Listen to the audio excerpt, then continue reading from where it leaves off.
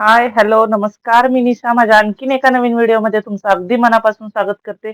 आज आपण बनवणार आहोत झटपट इन्स्टंट असा नो फर्मेंटेशनचं टेन्शन असा डोसा. तर जास्त बडबड न करता 2 वाट्या रेशनचा मी तांदूळ घेतलेला आहे स्वच्छ निवडून.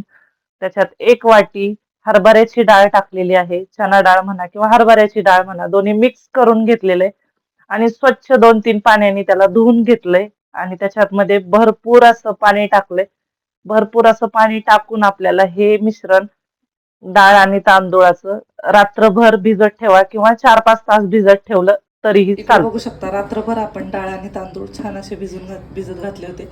छान भिजलेत आणि आता आपल्याला हे छान बारीक वाटून घ्यायचे. पण वाटत असतानाच आपल्याला 1 इंच आल्याचा तुकडा, 5-6 लसणाच्या पाकळ्या, एवढी अशी कोथिंबीर घालायची आणि 4 मी हिरवी मिरची घेतली. तुमच्या आवडीनुसार तुम्हाला जितपत तिखट हवंय तितपत तुम्ही हिरवी मिरची घाला. आता हे छान आपल्याला ग्राइंड करून घ्यायचं मीठ घालून. दाखवते मी तुम्हाला. बघू शकता, इकडे मिक्सरच्या भांड्यात मी हे डाळ आणि तांदूळ काढून घेतले. त्याच्यात 1 इंच आल्याचा तुकडा, 4-5 लसूण आणि ह्या घेतलेल्या हिरव्या मिरच्या घातल्यात. त्याच्यात मी ही अर्धी कोथिंबीरही घालणार आहे, कारण की अजून एक मिक्सरच्या भांड्यात अजून एकदा आपल्याला हे डाळ तांदूळ फिरवून घ्यावे लागणार. या स्टेजला आपल्याला ह्याच्यामध्ये टाकायचं आहे थोडंसं जिरं, चवीनुसार मीठ आणि हे सगळं आपल्याला छान अशी फाईन पेस्ट करून घ्यायची. मी ह्याची छान फाईन पेस्ट करून घेते आणि मग तुम्हाला मी दाखवते. छान अशी सरसरीत वाटून घेतलं. बघू शकता, इतकंच पातळ करायचं आपल्याला.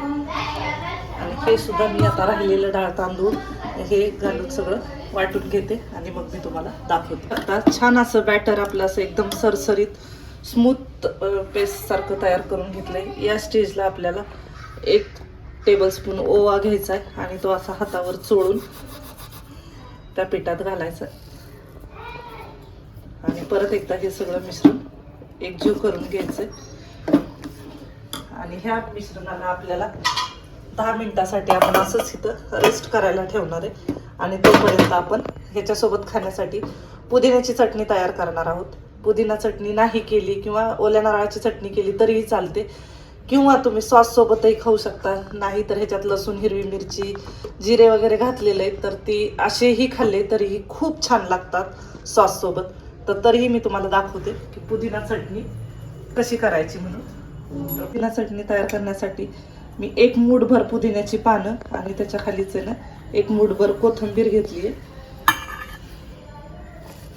आणि अर्धी वाटी ती काय म्हणतात त्याला, पंढरपुरी डाळे म्हणतात किंवा फुटाण्याची डाळ म्हणतात, तुम्ही काही म्हणू शकता, ती घेतली आहे मी. चवीनुसार मी ह्याच्यामध्ये मीठ टाकून घेणार आहे आणि चवीनुसारच साखर घालणार आहे. माझी मुलं च्या हिशोबाने मी 1च हिरवी मिरची ह्याच्यात घालते आणि थोडंसं लिंबाचा रस घालते मी. जास्त नाही, आपलं अर्धा चमचा लिंबाचा रस घालते आणि ही मी छान अशी चटणी वाटून घेते मिक्सर. छान अशी चटणी मी वाटून घेतली आणि वाटत असताना आपण ह्याच्यामध्ये पाणी घालून वाटायचं. पण ह्याच्यामध्ये तुम्ही आईस क्यूब किंवा फ्रीजचं पाणी घालून वाटली तर चटणीचा कलर चेंज होत नाही, चटणी काळपट पडत नाही, कारण की थोड्या वेळातच पुदिना आहे ना काळसर पडायला लागतो. पण फ्रीजचं पाणी किंवा मग आईस क्यूब घातल्यावर ते काळसर पडत नाही. चटणी आपली रेडी आहे. मी तुम्हाला ते पीठही आपलं छान असं 10 मिनटं रेस्ट झाले. मी तुम्हाला त्याचा डोसाही करून दे. डोसा म्हणा, घावन म्हणा, काहीही म्हणू शकता तुम्ही. इन्स्टंट होतो आणि टेस्टलाही खूप छान लागतो. इकडं मोठ्या गॅसवर मी लोखंडी तवा गरम करून घेतलाय. तुम्ही कुठलाही तवा यूज करू शकता. साधा तवा घ्या किंवा मग नॉनस्टिक घ्या, कुठलाही घ्या. त्याच्यावरती 1 छोटासा चमचाभर तेल टाकले आणि त्याला मी तव्याला पूर्ण टिश्यू पेपरनी ग्रीस करून घेतलं. आपलं मिश्रणही छान असं बनवून रेडी आहे. रेस्टही झाले. त्याच्यावरती तव्यावरती घालायचं आणि आपलं हलक्या हाताने त्याला असं फिरवून घ्यायचं. तुम्हाला हवा तितपत जाड, हवा तितपत पातळ करू शकता.